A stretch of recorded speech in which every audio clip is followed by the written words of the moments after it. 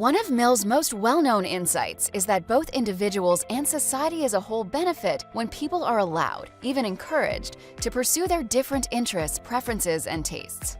That's because, for Mill, exercising the act of choice is how we learn to be what he called good choosers.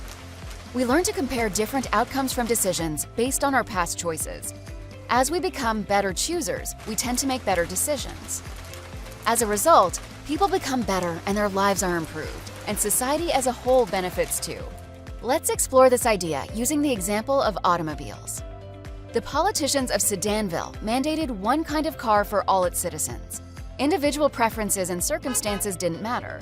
Everyone drove the same four-door beige sedan, and there were no innovations over time because only the boring beige sedan was allowed. Now imagine the people of Sudanville were allowed to choose different types of vehicles. According to Mill, using our car example, unexpected innovations would arise as people chose different vehicles and learned from their experiences. For example, some people started to demand more fuel-efficient cars to save money, which affected both the internal and external design of the cars.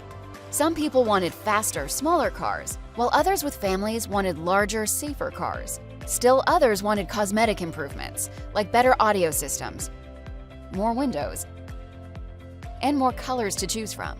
And still others wanted to be able to use their vehicles in unforeseen ways, like towing their boats and going off-road, which led to even more innovations.